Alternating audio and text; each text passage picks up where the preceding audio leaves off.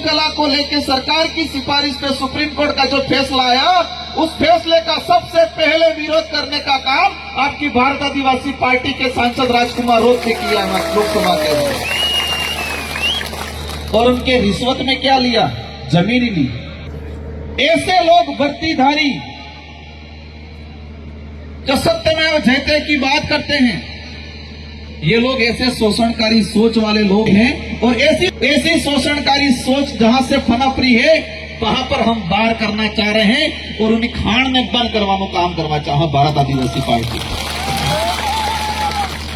शब्दों से इस कुंभलगढ़ के, इस चार भुजा के, इस आदिवासी और इस बहुजन समाज को एक नई जागृत, नई चेतना मिलेगी। इसी के साथ सांसद साहब माननीय राजकुमार जी रोत साहब, आज हम इस मोड़ पे खड़े हैं। एक तरफ तो अपने आप को गौरवान्वित महसूस कर रहे हैं कि हम वो भील समुदाय से आते हैं,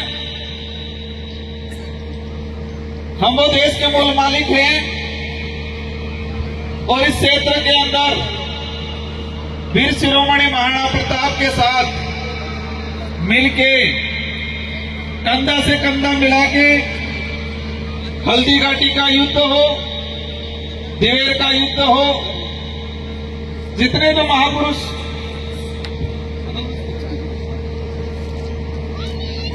मेरी बात कहना चाह रहा था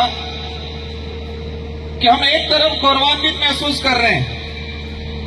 गौरवान्वित इस बात के लिए महसूस कर रहे हैं कि इस अरावली पर्वत श्रृंखला के अंदर बप्पा रावल से लगा के 800 ईस्वी से लेके 1600-1700 ईस्वी तक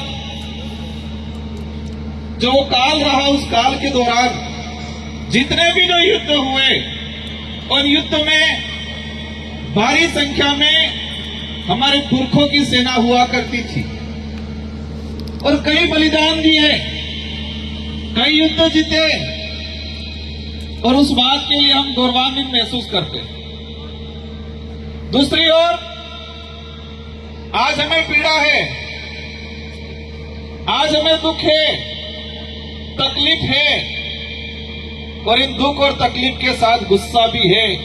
और वो गुस्सा और तकलीफ इस बात का है कि क्षेत्र के गौरवशाली इतिहास को, इतिहास के स्वर्णिम अक्षरों में लिखाने का जिस समुदाय का योगदान रहा, और उस भील समुदाय के साथ आज इस क्षेत्र के अंदर छुआछूत, भेदभाव, हीन भावना की सोच,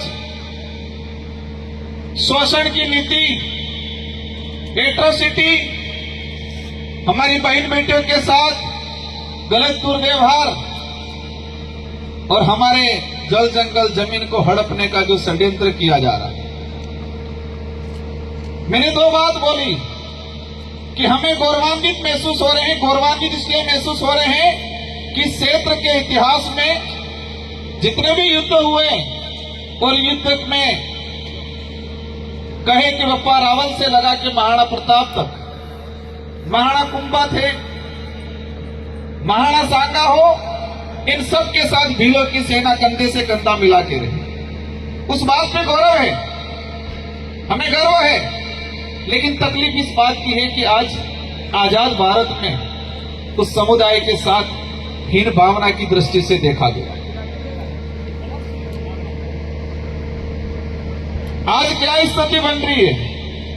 मैं कुंभलगढ़, राजसमंद, गोगुंदा इस इलाके का कभी हम न्यूज़पेपर में पढ़ते हैं कि आदिवासी समुदाय का सरपंच है, एससी समुदाय का सरपंच है, सरपंच तो भेड़ बकरी चला रहा है और कोई ठेकेदार सरपंच पंचायत चला रहा है।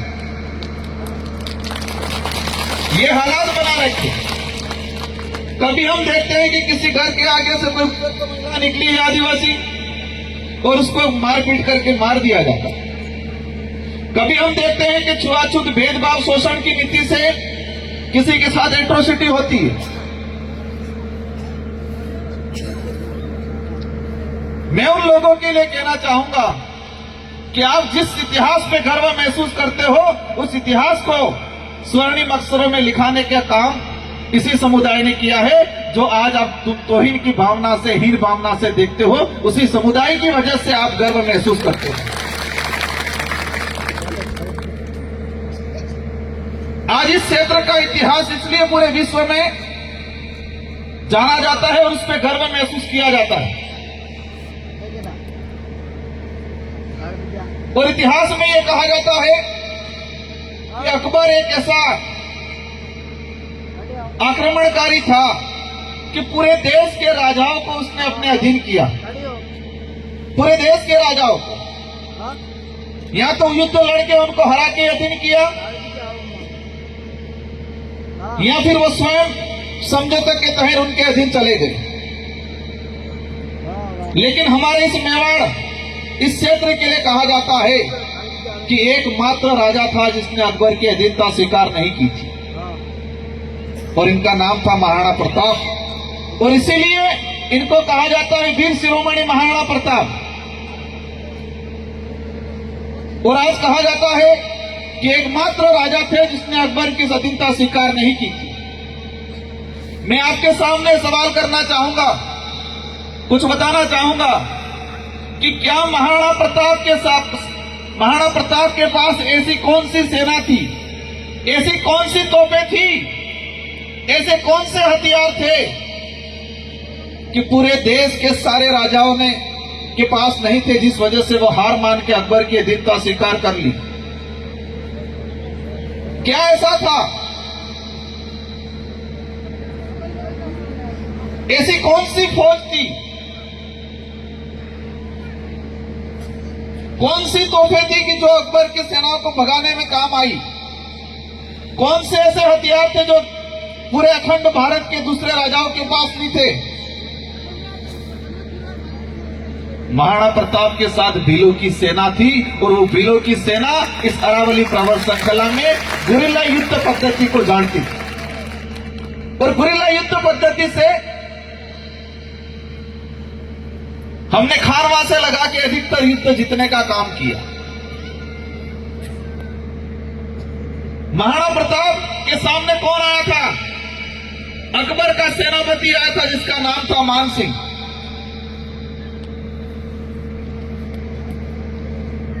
महाराणा प्रताप के दो भाई थे, शक्ति सिंह और जगमाल। महाराणा प्रताप के सगे भाई थे शक्ति सिंह और जगमाल। वो स्वयं अकबर के लिए मान सिंह से जाके मिल गए थे। महाराणा प्रताप के लिए इतिहास में कहा जाता है कि जंगलों में गए, घास की रोटियां खाई, भील समुदाय आदिवासी समुदाय के बीच में रहे। वो घास की रोटियां क्या थी? जो आज मिलेट्स बोला जाता है, रागी, बरी, मतलब कहा जाता है मिलेट्स।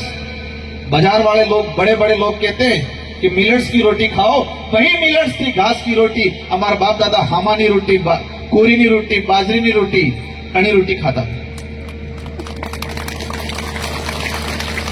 हम इतिहास के पन्नों में पढ़ते हैं, वीर विनोद में पढ़ते हैं कि महाराणा प्रताप जब जंगलों में या युद्ध की तैयारी के लिए या कहीं जाते थे, प्रवाह करते थे, ठहरते थे, तो इनके 4 प्रहर हुआ करते थे। 4 प्रहर मतलब चारों दिशा में उनके सैनिक पहरेदारी करते थे कि कोई दुश्मन आ तो नहीं रहा है।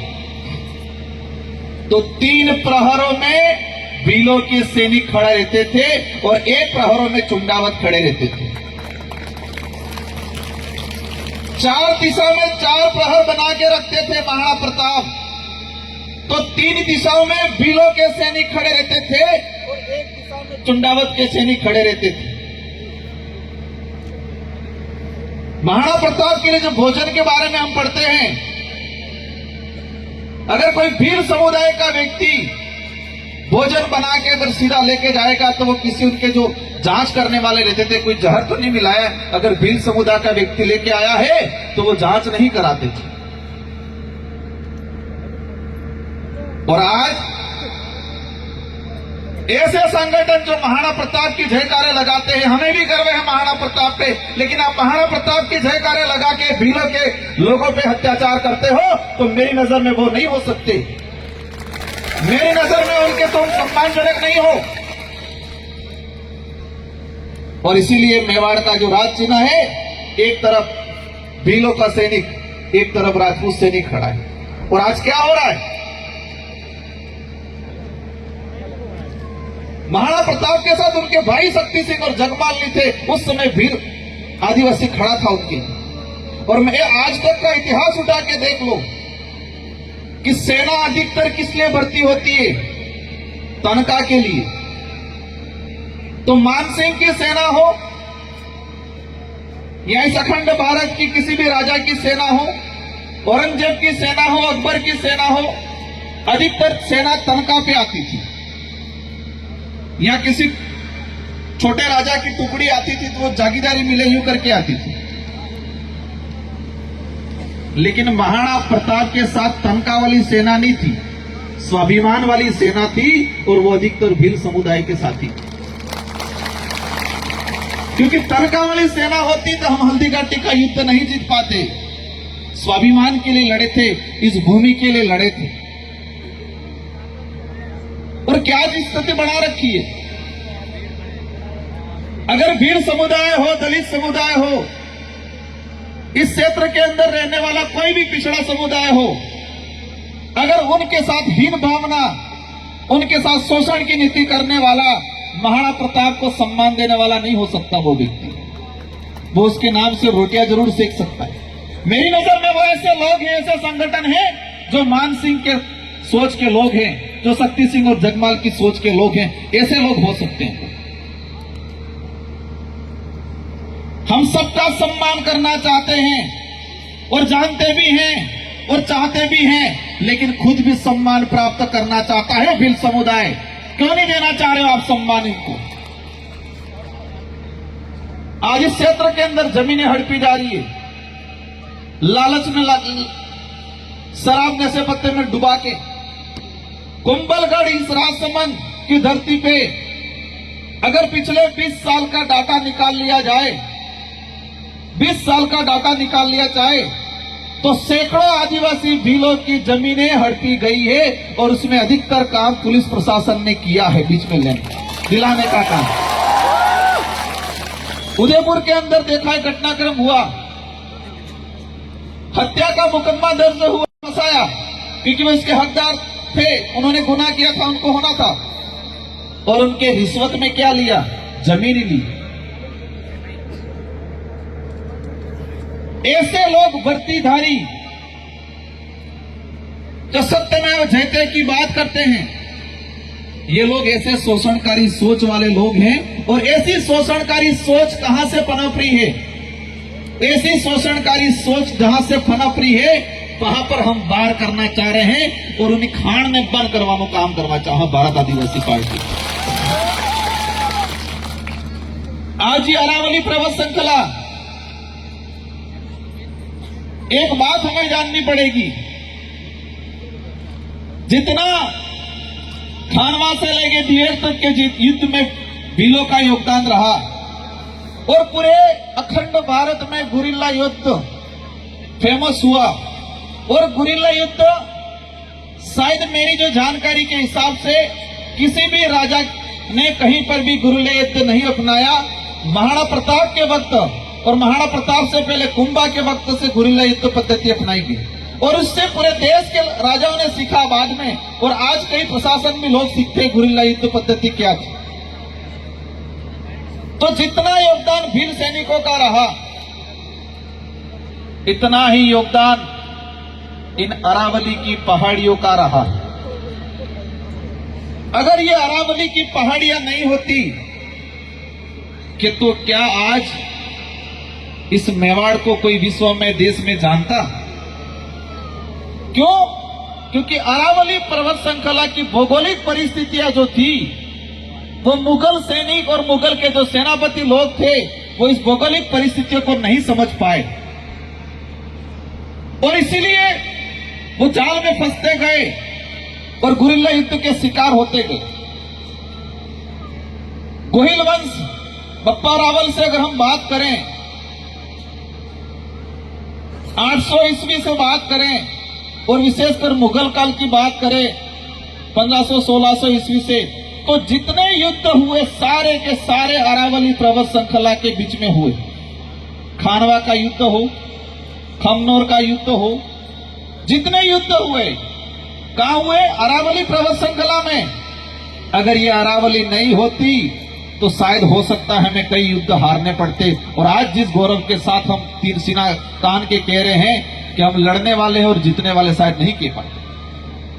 लेकिन वर्तमान सरकार हमारी इस ऐतिहासिक भौगोलिक स्थिति या भौगोलिक जो क्षेत्र है उसको भी खत्म करने के लिए कानून लाई है, जिसका विरोध अपन सब ने मिलकर किया।